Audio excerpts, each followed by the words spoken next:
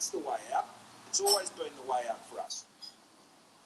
And that's what Australians can take hope in today, that despite right now, right here, Australians hurting today, they can look forward knowing on the basis of our national character and our engineering.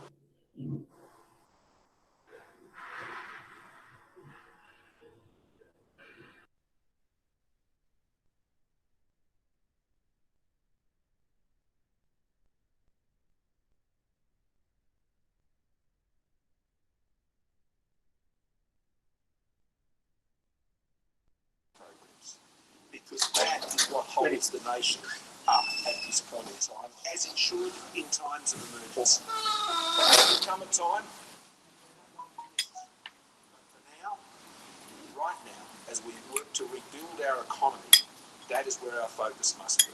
Those supports and the difficult task of reopening to get Australians back on their feet. John. Well, thank you, Prime Minister. This is a very tough day, and these unemployment numbers, and you're here, as the Prime Minister said, some 600,000 fewer Australians in a job is heartbreaking. These are families, these are friends, these are neighbours, these are workmates. And Australians know that we have confronted this global pandemic, this economic shock, the size of which the country has never ever seen before, from a position of economic strength.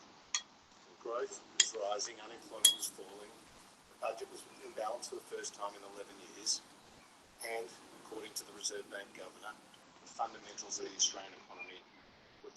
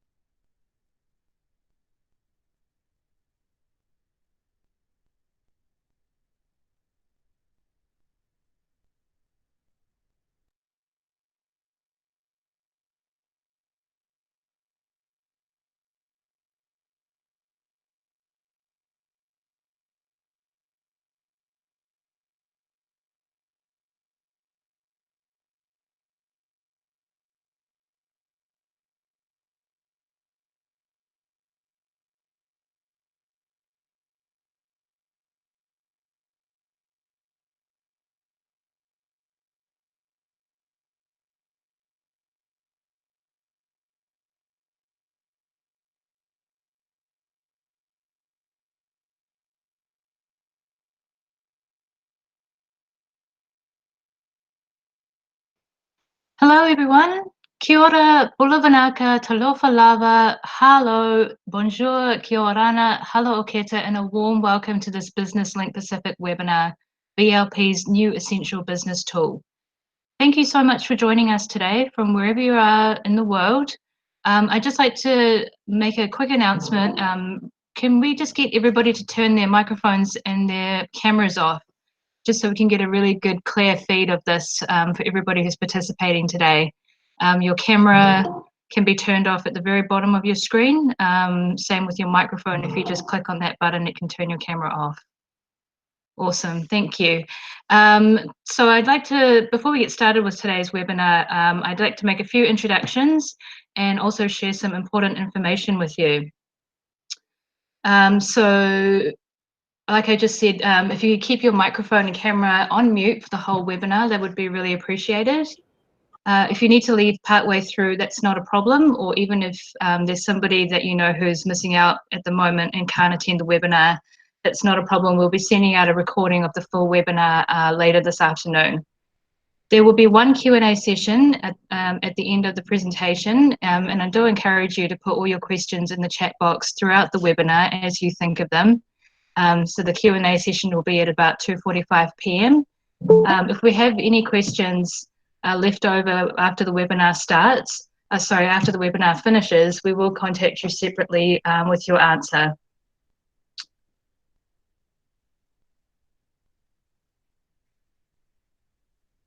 For those of you who may have just recently joined the BLP network, whether you're a business advisor or a growing SME, or even if you've been with us for a little while, I just wanted to give you a quick refresher of what BLP is all about.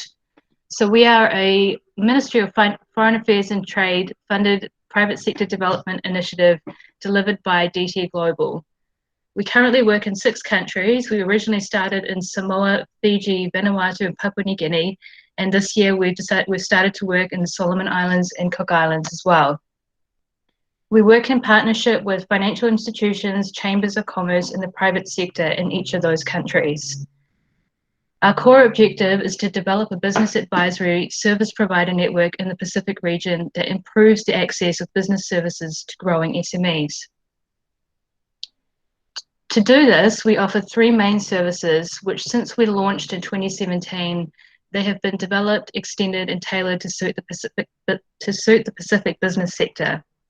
We have an online business health check, which helps businesses identify where there might be gaps that could benefit from business advice.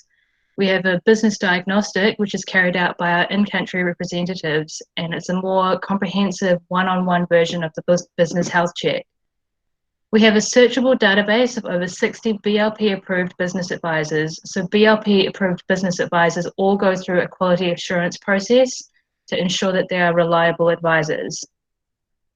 We also have a subsidy scheme with three different types of subsidies: a 50% subsidy, a 70% subsidy for gender and social inclusion partners, and more recently, in response to the COVID-19 crisis, we released a 100% subsidy support package. We also just released the online business continuity planner, and that's another free tool that's similar to the business health check, and that will be the subject of our webinar today. Our webinar presenter today is Steve Knapp. He's the Director of Business Link Pacific. Steve has worked on a range of private sector and development initiatives in the Asia and Pacific region. He was the founding director of Fair Trade Australia and New Zealand and served as a board member of Fair Trade International for several years. He's a graduate of the London School of Economics, and he ran a successful business in the UK before moving to New Zealand in 2005. He has been the director of Business Link Pacific since BLP was established in 2017. Steve is here today to demonstrate our essential business tool, the Business Continuity Planner, as well as give you an overview of our other useful BLP services. Welcome, Steve.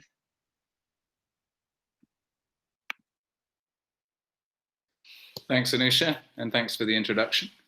And thanks everybody for dialing into our webinar series again this week. This is a weekly event that we've been running for a few weeks now, and it's great to see that there's a growing attendance every week. Just to remind everybody again, please keep your microphones on mute. Please also switch your cameras off if you can find the button, so that we keep you don't distract the webinar for everyone else. So today's webinar, I'd like to introduce you to a new section of our website that we've just launched, which is our essential business tools. I'm just going to share my screen so that you can see what I'm talking about. So this is the Business Link Pacific website. This is the landing page. If you go to businesslinkpacific.com, this is where you'll arrive. The main section here at the top, if you already know what services you're looking for, you can enter in different service areas, the country you're in, and you can search for a service provider. And as Anusha was just saying previously, we've got over 60 registered service providers across the Pacific who've gone through our quality assurance process. We do competency assessments. So we're confident that all of these businesses provide a really good quality business advisory service. So any of these that you select, you can contact them, and they are also approved to offer subsidies through our subsidy scheme. So as also a lot of different information available on the website. Also news, updates, podcasts, and very soon we'll have recordings of all the webinars in this section. And then the end section is where you register as a business advisor if you're looking to provide services in the Pacific. But the new section that I'm going to show you today is our essential business tools.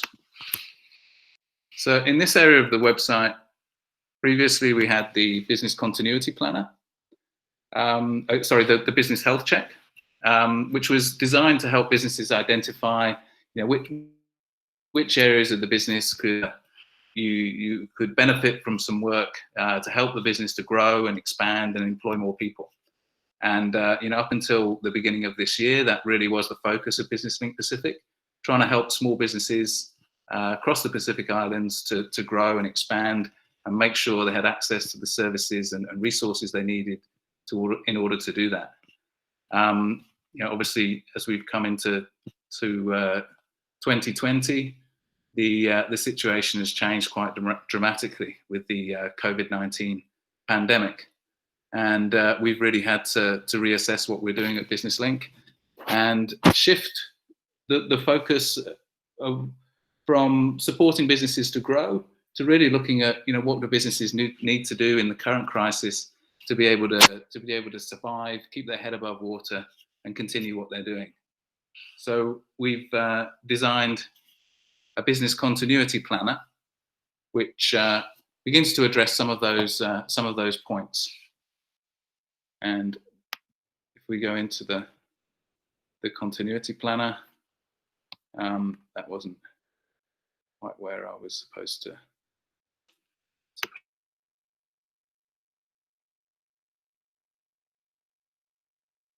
end up.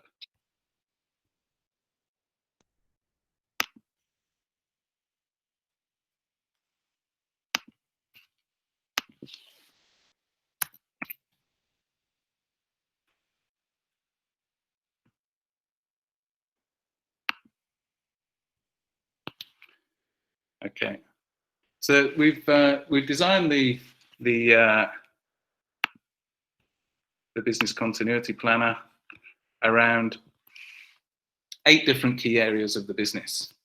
The continuity planner is split into these different sections, and there's a series of questions around each. And it's really been designed as a checklist and a planner that you can fill in and come back to and work on over and over again. And it completes with a dashboard, which I'll show you as we work through it. As a service provider, this platform can be used to assess your own business and see where you are in terms of continuity planning. But also it's a useful tool that you can use with your clients, and either direct your clients to the link for them to fill it in themselves, or you can go through it with them and ask the questions and fill it in as you go. Alternatively, as an SME that's looking for a service provider, you can dive straight in and start to complete this planning yourself. So if we begin the process, first of all, we ask you just to put in what country you're in at the moment. I'll put in New Zealand here, but obviously all the Pacific Island countries are listed there. And then also just to give us an indication of what sector you operate in. So choose which is the best of these that best describes the sector that you work in. Also, then give us an indication of the number of employees. I'll say that we've got three employees.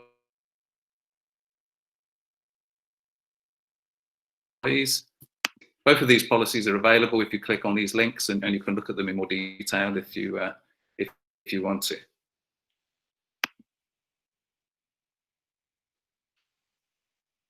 So this is the first page of the continuity planner.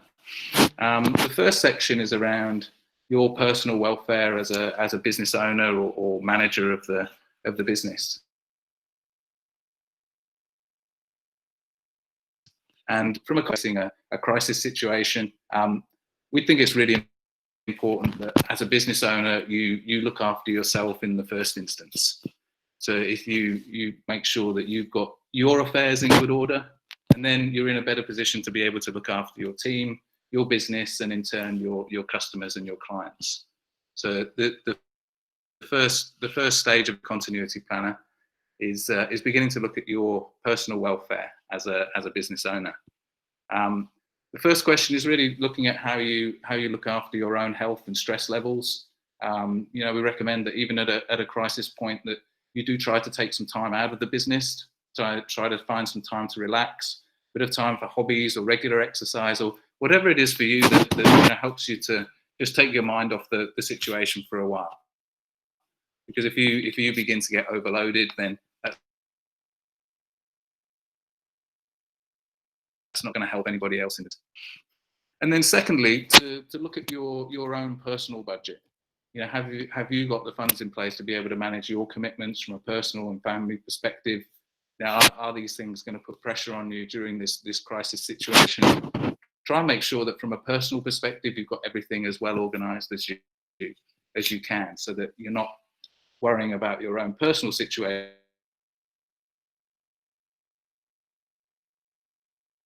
as well as what's happening in the business and budgeting perspective, and make sure that you've got those basics covered as best as you can. I'm going to answer again yes to that one. And then looking a bit more broadly, again from a personal perspective, have you got your insurances up to date? Do you have wills and powers of attorney in place if those are things that you think are necessary? If anything happened to you, would the business be able to continue to operate? So again, good to have a review of your broader personal affairs and try and get some of those things done if they're things that have been nagging on your mind for a while. I'm going to respond no there because I know I've got a couple of those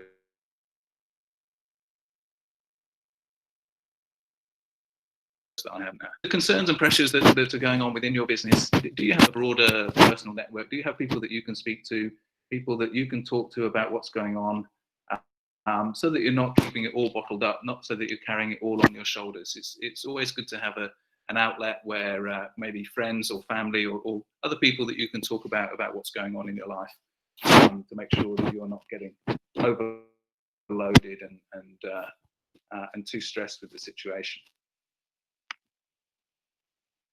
And then finally, from a business perspective, we would recommend that you get in touch with a business mentor or a coach or a trusted advisor if you don't have one already, that you can talk through what's happening with the business from a more commercial and business orientated perspective.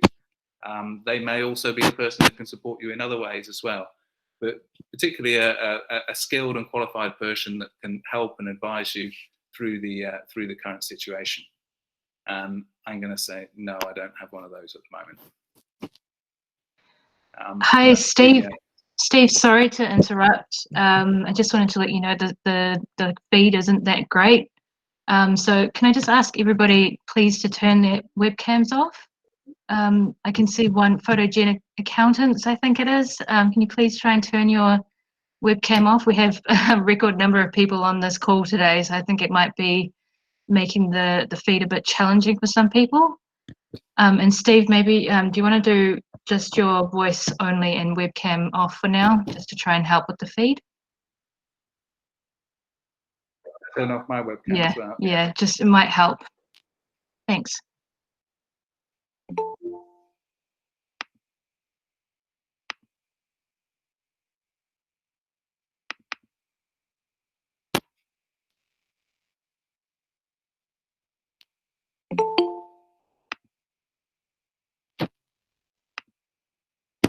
Okay.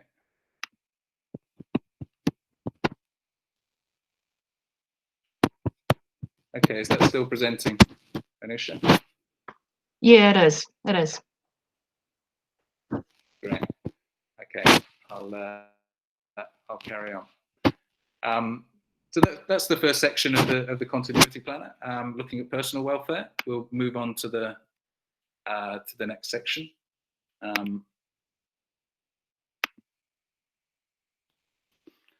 We start to look a bit more broadly at continuity planning and what continuity planning means.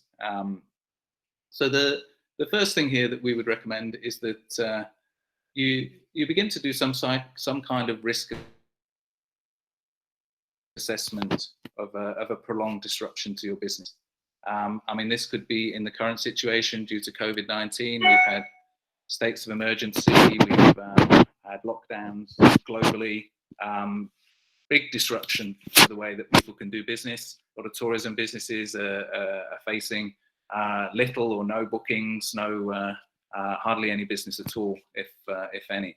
And the knock-on effect of that to other businesses as well. So there's definitely a period of prolonged disruption at the moment, and this can also happen in other situations with extreme weather conditions, cyclones in the Pacific. It can create a similar kind of situation where there's a prolonged disruption to the way that the business normally operates. And it's always good to have done a risk assessment, or to do a risk assessment when these things are happening, to ensure that you've got a good idea of how they're going to affect the business going forward. What do we expect in terms of fall off in turnover? What do we expect in terms of supply chain disruption, etc.? And this is going to be different for every business. So, it's often helpful to have an advisor to help you through this. But it's also something that you can look at yourself, and it depends, how much detail you want to go into it. So I'm going to say yes. I've assessed the risks. And then we would also recommend that any risk assessment that you takes into consideration the needs of some of the different people impacted by this event. How's this going to affect your staff and your customers? Is it going to affect people of different genders and age, different levels of accessibility, different social and cultural contexts? Is it going to affect people differently? Are you going to have to put different things in places depending on who's going to be affected? So I'm going to say yes, I've looked at that as well. And then looking more broadly outside of the business, are there going to be risks to your supply chains, to the way that you can get product into the business, the purchases that you're making? Maybe there's essential things that you need in order to do what you do. If it's a restaurant, for instance, is there going to be disruption to you being able to get fresh food into the business? So looking at your supply chain, considering what the risks are to supply chains coming into the business. So no, I haven't looked at that yet. And then it's also good to have a plan in place around internal and external communications in a crisis situation. So how are you going to communicate with your staff internally, but also how are you going to communicate externally to your customers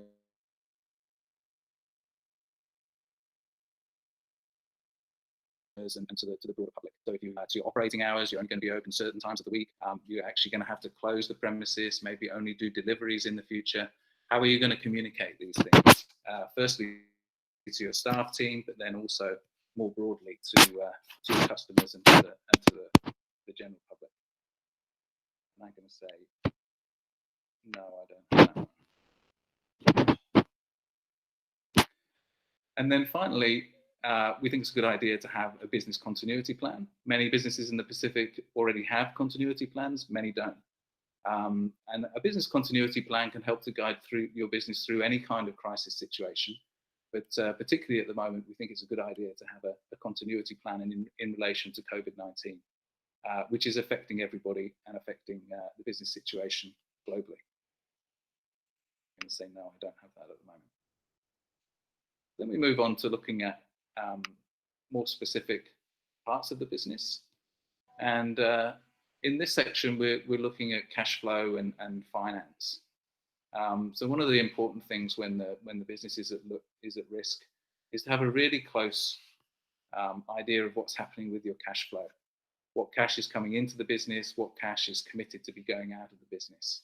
And that can be cash going out for rent, for payroll, for wages, but also to your suppliers and all the things that you're purchasing to bring into the business to keep you operating.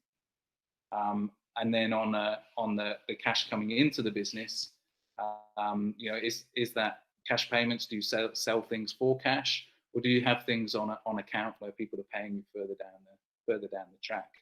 And when is that money going to be expected to be coming in? And are you going to have enough money in the bank to be able to meet the payments that you're committed to going out? So first of all, the first place to start is to just have a look to make sure that at least for 1 month in advance, do you have sufficient within the business to be able to cover your expenses? So a big shock like this, where business has dropped off, maybe totally, but definitely to a large extent, is there enough cash in the bank to be able to cover the expenses that you know are going to come up within the next month? And that's a really good place to start, to make sure that you have enough cash in the business. If you don't, then you're going to have to look at what expenses you can push back and how you can slow the cash going out of the business to make sure that you don't run out. Secondly, we would recommend that you then have a regularly updated rolling 3-month cash flow forecast. So looking into the future, what payments do you expect are going to have to go out of the bank over the next 3 months? What cash do you expect is going to come into the account over the next 3 months? And to update that regularly, even daily, weekly, but to keep that on a rolling 3-month basis, to make sure you've got a good idea of what's coming in from a cash flow perspective and what needs to be going out. And you know, based on that forecast, you can start to make decisions about how the business can operate. So I'm going to say yes, I have got that in place. And then thirdly, we think you should start to look at what your loan and finance situation is. So do you have outstanding loans with the bank? Do you have repayments you're making on finances? Or do you have longer supplier payment terms that are going to come up in the future that you need to take account of? So it's a good time to be talking to all of these people, talking to the bank about potentially renegotiating repayment plans. Are you able to negotiate a payment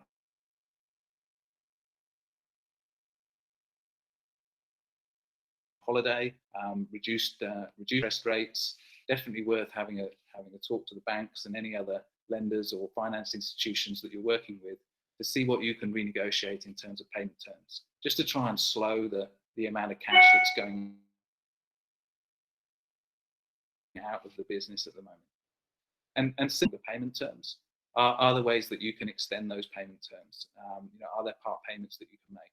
Are there ways that you can agree with them and renegotiate those terms? I'm going to say no, I haven't looked at that yet. And then fourthly, it's good to have a look at what government support is available. And this is different in every country. There's a lot of different initiatives around the world, in New Zealand, in Australia, but also in the Pacific Island countries. Governments have announced different kinds of support that's available now or is going to be available in the future for small businesses, for wage subsidies, etc. Maybe low interest loans. There's different initiatives that governments are taking, and it's really good as a small business to make sure you're across those and what is available to you. If you need assistance with this is a really good time to talk to a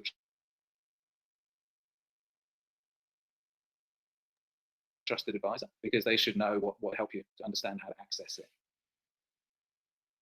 I'm going to say no, I haven't looked at that yet either. And then finally, it's a good idea to just check what insurance cover you've got in place for accidents and other business risks, because now at a time when there's a lot of risks in the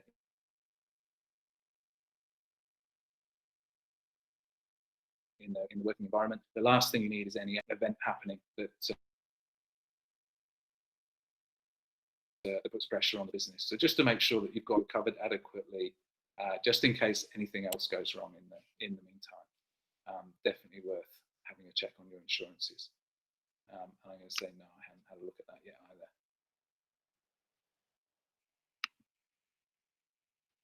And then moving on to the next section, the next section is really all about trying to reduce the costs in the business at the moment. And I mean, this is going to be different for every business, and it's going to be different depending on what environment you're operating in and how much of an impact the current crisis is having on the business. But it's definitely worth at the moment speaking to all of your outstanding debtors, all of the people that owe you money, chasing up any outstanding accounts, trying to get as much cash as you can into the business from people that owe you money. So definitely worth having a good review of your outstanding debtors and making some efforts around getting that money into the business as quickly as possible. And then on the converse side of that, also a good idea to contact your suppliers. Is it possible to negotiate more extended payment terms? And everybody's going to be in the same boat at the moment, trying to extend their payment terms to their suppliers and get their outstanding payments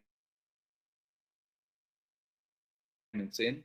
So again, it's going to be a negotiation to extend terms or not, but it's about trying to slow the amount of money that's going out to the business. Can you get extended? Can you push out some of the things that you owe to further down the track? And then thirdly, if you're a business that holds stocks, then it's a good time to do a stock take. Have a look at what you've got in stock at the moment. Review any outstanding stock purchases that you've got in place. You know, maybe you've got some stock due to come in next month.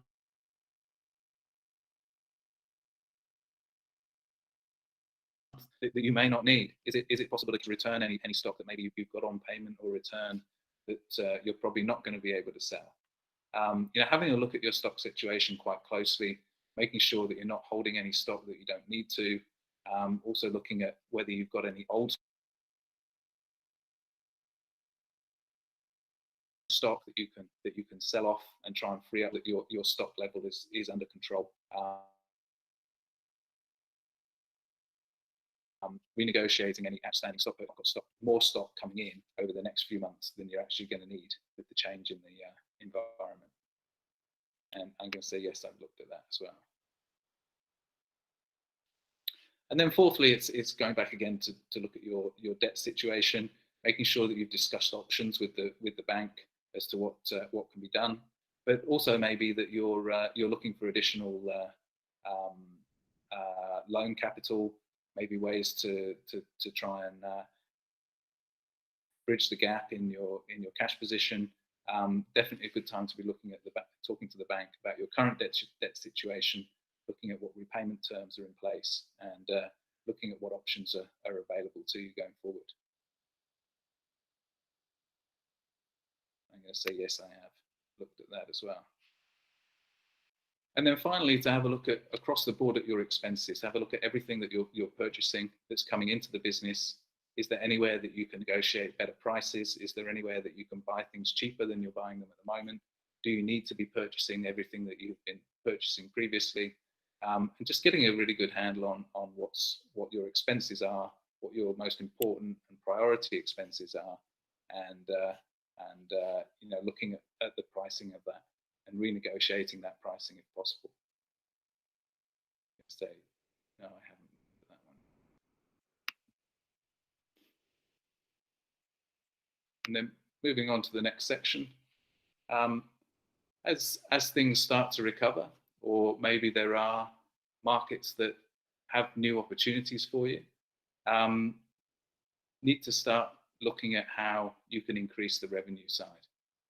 You've cut the costs back to as lean as you can make them, but what we also need to do is how we can increase sales if possible, even if those are at a very low level at the moment.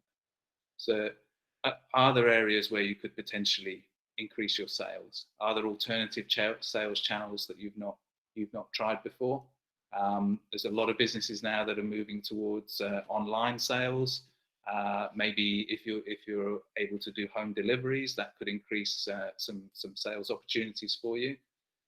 Just really looking at thinking outside the box in different ways that you could market your services in ways that maybe you've not done previously. Tourism businesses, restaurants, you know, could you start to do a takeaway service that maybe you've not done before? Try and target the local market more than you have previously, if you know, until overseas visitors start to come back again. So really trying to think about, you know, in what ways can we possibly increase the revenue of the business.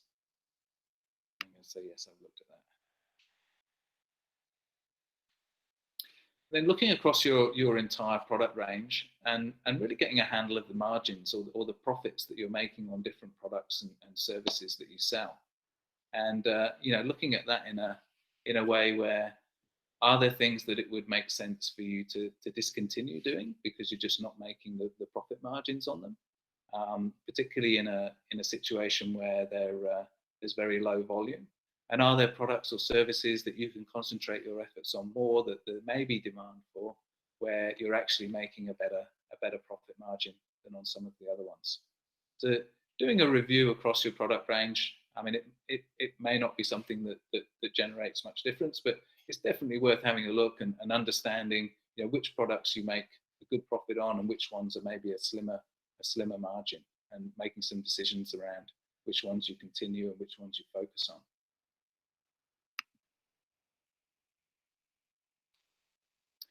And then also looking across the entire business and looking at your business processes and the way that you do things. If the business isn't very busy at the moment, then it's a good time to actually think about, well, how do we do this? How do we do that? Are there better ways that we can do it? Are there ways that we can do it more efficiently? Are there ways that we can reduce errors that have cost us money in the past, and, you know, errors that maybe have been produced because we've been very busy in trying to do things quickly? Now it's a bit quieter. You know, are there ways that we can improve efficiencies within the business so that when business starts to pick up again, we're in a better place to be able to make you know, better margins, and for the business to run overall a lot more efficiently than it was previously? I'm going to say yes, I've had a look at that. And then another opportunity to try and generate some cash and into the business is really looking at what you've got in terms of assets and equipment. Are there assets and equipment that you're not using or won't be using in the coming months that could be sold to generate some cash if it really gets to that point, and, you know, you need to get a cash injection into the business? So, I mean, definitely worth making a list of what all your business assets are, and maybe even working through that list to see which bits are priority equipment. And if you do get to the point where you've got to start trying to sell some of the equipment or assets in the business to generate some cash, you know which ones that you could potentially do without if you had to. I'll say yes, I've had a look at that as well. And then finally, and this is probably something that is best done with a trusted advisor or an accountant, is having a look at whether a capital injection in the business would be sensible at the moment or could be required. Maybe it's something that could help the business through the coming months. You know, particularly if it was a strong and viable business before the COVID-19 situation. You know, are there investors that you can talk to? Are there bank loans that are available? Yeah, is it a time when a capital injection into the business could be the thing that keeps you going through this period, and actually enables the business to emerge from it in a stronger position than it was previously? Again, it may not be the right thing for everyone, but I think it's something to definitely consider at the moment and find out a bit more about, and talk to your business advisor or accountant about. I'm going to say yes, I've also done that one. And then the next section is talking about staff well-being and off-site working. And I mean, this has been particularly relevant during the COVID-19 crisis, with a lot of lockdowns and states of emergency where businesses haven't been able to open. People have had to think about whether it's possible to do their job from home or off-site. And this section really just works through thinking about whether that's possible within your business. Not all businesses are able to do this, but if they are, it's good to be prepared so that, you know, if something does happen where the office has to close, as it has recently, then you know what to do, and you know that your staff are able to continue working. So the first question is really thinking about whether your staff could continue to do their job from home or off-site. And for some businesses, this is going to be possible. For others, it's not. So I'm going to say yes. The next thing to think about is whether you've got sufficient office equipment to be able to enable staff to be able to work from home or off-site. A lot of businesses recently have you know, lent out desks to staff or office chairs so they're comfortable and able to work from home. It's good to have a review of what's possible in advance of any kind of lockdown situation. So I'm going to say yes, we did look at that. One of the risks of people working off-site is that employees will need to have access to often confidential business information to be able to continue to do their job. So it's really good to have a think about how that business information is protected. If you're working online with cloud-based servers or even office-based servers, how do you ensure that confidential business information remains confidential and is only accessible by the staff that should be doing so? So I'm going to say no, we haven't got that in place as much as we would like to. And similarly, when you've got staff working remotely in different locations, do you have systems in place that enable staff to access information, to stay connected? I mean, for example, we as a team have all been working from home for, I think, about the last 6 or 8 weeks now. And every morning we have a call where we all jump on one of these Google Hangout calls and catch up about what we're doing from a work perspective, but also a bit of social chat as well, and just making sure that we're keeping connected with each other. We know what everybody else is doing, and it's been a really good start to the day, and I think it's really helped us to keep connected as a team over the last few weeks. So those sort of systems are good to put in place if you've got staff working remotely in different locations. And then finally, have a plan in place to make sure that you can support staff effectively who are working from home, make sure that they're working safely, securely, health and safety, just making sure that those plans are up to date and effective. I'm going to say yes, we have that in place.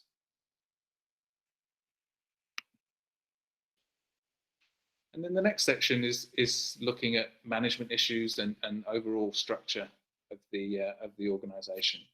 And definitely in a time of crisis where we start to see a drop off in business, we don't really know when things are going to pick back up again. Do we need to reorganise the business from an organisational perspective?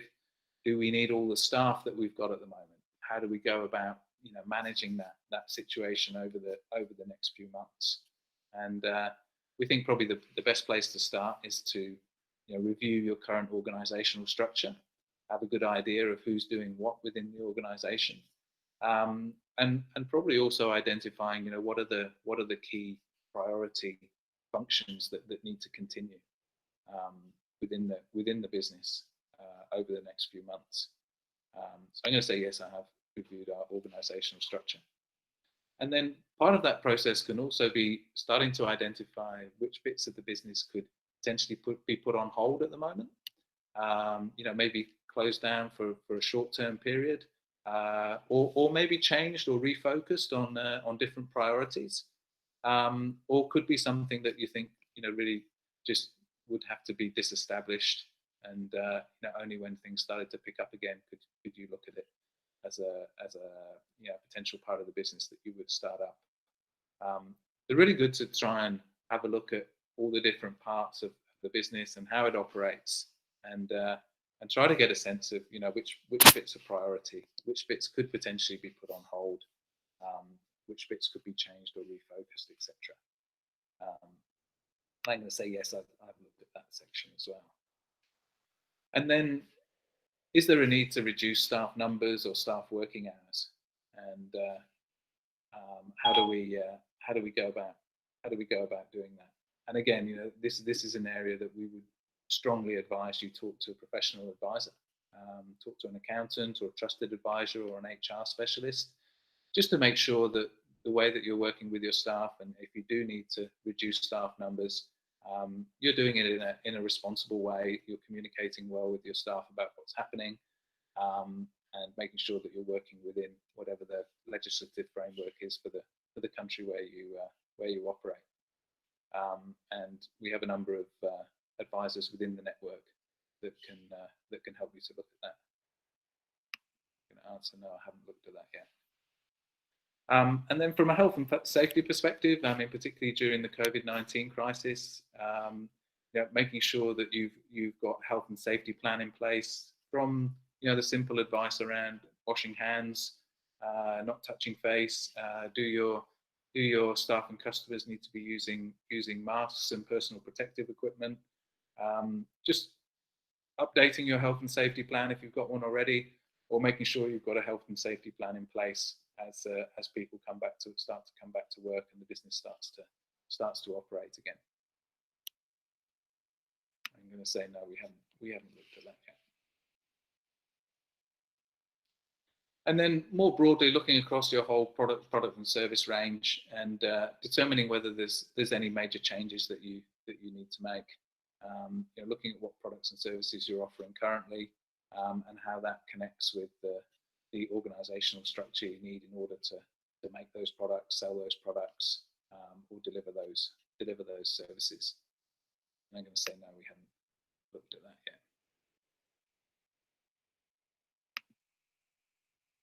And then the final section of the continuity planner is framed around communications and also marketing.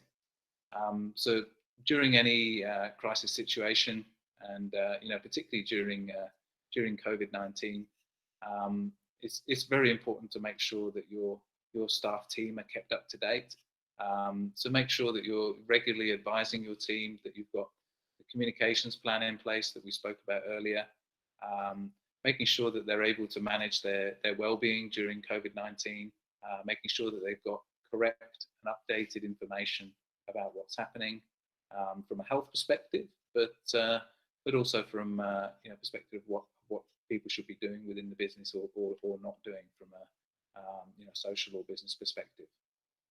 It's also a good idea to provide them with phone numbers and even links to important information, and just making sure that that's good quality information and that information is correct. There's a lot of disinformation floating around these days, but making sure that information is valid and correct. And then making sure you've got a process in place to regularly update your staff. Are you having regular meetings? Do you catch up like we do every day in the morning by some sort of remote means? Do you have a regular email update? Do you have a way of just making sure that everybody's kept up to date with what's happening? And this can be from a crisis situation, what's happening more broadly, but also what's happening within the business. Always good to keep the staff up to date with what's happening. If there's changes coming, making sure that you give them plenty of notice about what's changing. If the business is going to close for 2 or 3 days a week, making sure that you keep the staff updated and you bring them along with you with whatever your plans are. So I'm going to say yes, we've got that in place. And then externally, also making sure that you've got a good process in place, and making sure you're communicating regularly with your customers about any changes to your services. Are you moving the business to online? Are you starting to do deliveries? Just making sure that your customers know about what's happening within the business, know that you're still here, and know that you're still offering services if you are, or know that you're not if you're closing the business for the next few months. But making sure that you're communicating regularly with your customers about what's happening. And then following on from that, if are there ways that you can continue to incentivize and retain customers during this difficult time? We had a webinar last week on the tourism industry, and some of the ways that tourism business could continue to communicate with their customers, even though they're not able to travel there at the moment. And Jen was saying how that she was receiving emails and communications on social media from places that she'd stayed across the Pacific with pictures and reminders of what a fantastic time she had when she was there. And I think maintaining that communication, even to customers that can't access your services at the moment, is important, just in maintaining that they know you're still there, that the business is still operating, and then when things do start to pick up again, you're the one that's front of mind when they're thinking about being able to access your products or services again. So good to keep up that communication with customers, and really think about what sort of incentives you could provide to make sure that you keep those customers going into the future. I'm going to say no, we haven't looked at that yet. And then finally, it's good to have a process in place whereby you can get feedback from your staff team and your customers. So any changes that are going on, is there a way that they can feedback their concerns to you, that they can ask any questions about what's happening? And that's from a staff team perspective. I mean, it could be a suggestion box. It could be that they're open to email or talk to you about any of the things that are happening. And then more broadly with your customers as well, you know, inviting any questions, making sure that they know that they can contact you and ask any questions about what's happening. And you know, making sure that you've got a process in place to answer those questions as well. I'm going to say, yes, we have looked at that. And that brings us to the end of the planner. At this stage, we ask you to enter your name,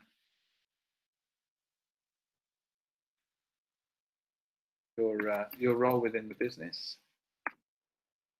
We also collect gender for our monitoring and evaluation.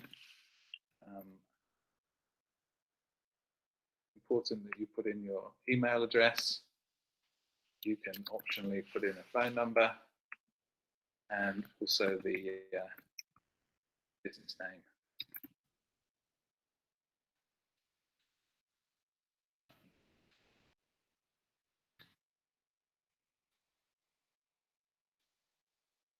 And submit. And then the business planner then creates your dashboard.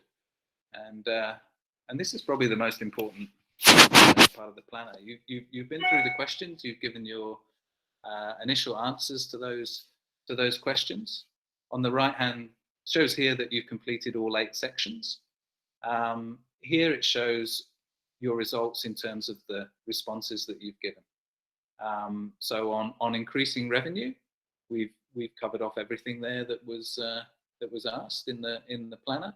There's some things to look at in reducing costs, staff well-being, and then management issues and continuity planning are still in the lower red sections. And then as we scroll down, this is a more in-depth look at the plan. And each of these sections you can go back to as a checklist. You can look again at the questions. You can change your answers if you feel like you have now got your personal affairs more in order, and you want to change this response to a yes. That then increases the score, and maybe you've also found a trusted advisor, and then that completes the personal welfare section. And all of these sections you can go back to as a checklist and as a planning document to help you work through sort of which pieces you think are the most important. There may be ones that you think, okay, internal, external communications, I don't think that's really relevant to my business. I'm going to click that one off so I don't have that appear anymore. And you can update your planner as you proceed. Once you get to this stage, the link to this planner is emailed to you. So a link will arrive in your email, and I may just be able to show you that.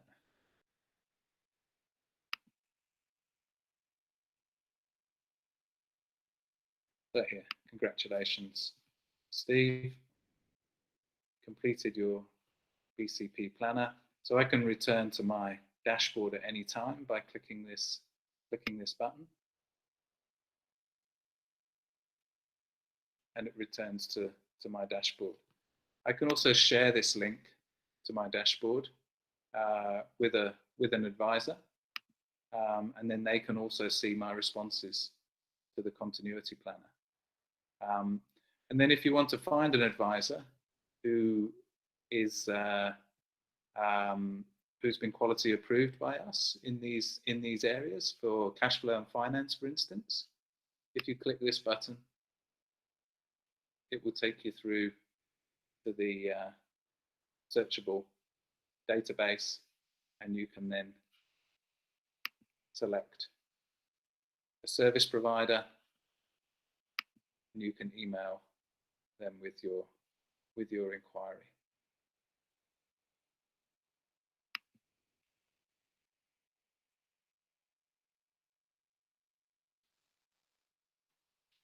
So I'll leave it there and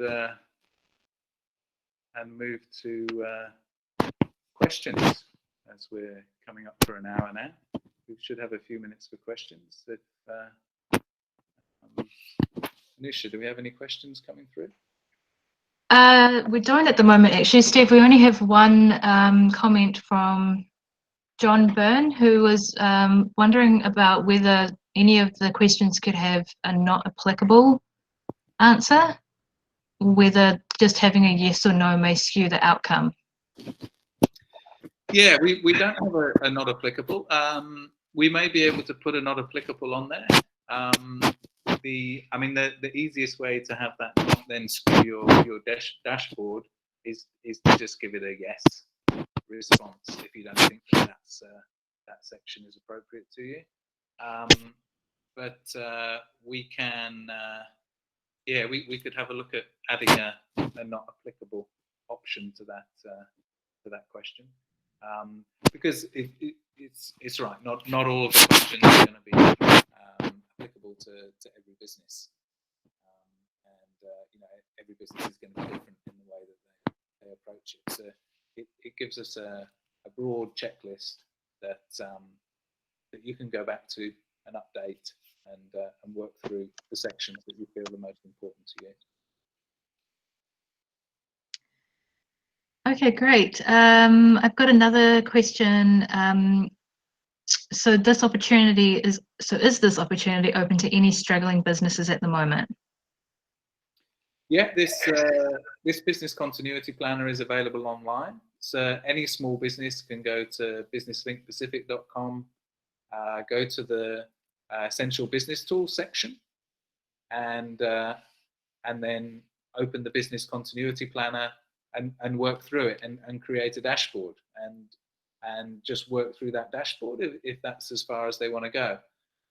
But at that point, there's also the option to click through and find an advisor, and we would encourage small businesses to, once they've completed the continuity planner, to then search through the database, find a local business advisor that you think is appropriate to your needs, and flip them a contact email straight from the website. You can connect with more than one, and then you can start to talk to them about what are the things that they can help you with. The other part of it for us, and you can see here with the 1, 2, 3 steps in the banner here, and also on the front page of the website. What we recommend is people do the business continuity planner online first. They then search and find an approved business advisor, and then through that business advisor, you can apply for a subsidy to pay for that for those business advisory services. And in response to COVID-19, we have recently offered up to 100% subsidies for services that are directly related to helping businesses through this current situation. And I think we've got a previous webinar that goes into that in a lot more detail that we'll have up online soon. But if you contact any service provider within the network, they're very aware of the subsidy scheme, and with them you can submit a subsidy proposal to us for consideration, and we'll subsidise the cost of advisory services, particularly those that are related to services that will help businesses through this current situation. Awesome. That's some great information there. We'll include information about our subsidies and about our business advisor network in the email that follows this webinar, which will have the recording of it as well, in case I know that there might be a few sound issues on this webinar today, so we will make sure that we include all those resources for you as well. Steve, I have one more question, and if anyone does have any questions, we do have a few minutes left. Please type them in the chat box now. Steve, is this link I think he means, is this business continuity planner effective for exporting companies? Yeah, I think it's just as applicable to exporting companies. I mean, we also have a business health check, which has a whole section on exporting. So if you find the business continuity planner isn't really covering everything that you want it to, then yeah, by all means have a look at the business health check as well, and you can select just the export section of that if that's the one that's of most interest to you. But you know, again, we would recommend people to do the whole business health check, and that's split across, I think, nine different parts of the business, which then directly relate to the service areas that our service providers can help you with. Great, thank you. So if we don't have any more questions, we'll start to wrap the webinar up. Steve, do you have any final thoughts that you'd like to share with everyone listening today? We've got about 30 people with us today from all over the Pacific, all 6 of the countries that we're working in, and just by the responses that we got through the poll that we put through at the beginning, we've got people from all different industries as well, from agriculture, fisheries, tourism, retail, manufacturing, consultancy, advocacy, education, accountants, and also business advisors are here as well. So if you wanted to just say any final thoughts for our audience today. Yeah, no, that's a fantastic turnout. Thanks everybody for dialing in. And you know, as we said earlier, these webinars we're doing at the same time every week, and more and more interest every week. But I mean, from the business continuity planner perspective, I think the best thing to do is to dive in there and have a play with it yourself. I mean, there's nothing that you can break, so you know, just play with the tool. As a business advisory service provider, feel free to use this with your clients. You can send them the link, or you can go through it with them face to face, and you know, tailor it to however works for you. If anybody's got any specific feedback on questions or the way that the continuity planner is structured, we're always keen to hear that. You know, we recognise it's not perfect, but we wanted to have it up online as a useful tool that people can use, you know, rather than spend a lot of time trying to get it specifically tailored to, you know, every market and every type of scenario. But yeah, please you know, have a play with it and give us the feedback of how you think it works. And, you know, we're very happy to make some changes and adapt it and make it better as we go forward. But yeah, thanks again everybody for dialing in, and we hope this was a useful tool for you as a small business, but also a useful tool for you to use as a business advisory service provider. Thanks. Great, thank you so much, Steve, and thank you everyone for attending the webinar today. Steve, you'll probably see in the comments section lots of thank yous coming in from everyone who's attended here today. We will be sending a recording out of this webinar later this afternoon, and if you do think of any questions over the course of the afternoon or even tomorrow, you can send me a message on media@businesslinkpacific.com. And I can forward those on to Steve or the relevant person at BLP, just in case you had any trouble hearing any of Steve's comments or answers today. I know there were some issues with the sound. Next week, we will be having yet another webinar at exactly the same time, and this one will be hosted by Paul Wendland. He's our Deputy Director, and he'll be presenting on the topic of SME finance in times of crisis, and we'll be sending the invite out for that tomorrow morning, and we do encourage you to share these invites with all your networks as well. Everybody is welcome, and if you have any suggestions for any topics you'd like us to present on that, you know, that in particular, please do let us know. Again, you can contact me on media@businesslinkpacific.com, and I can pass your message on to the relevant person. Thank you again for joining us today, and we'll see you all next week.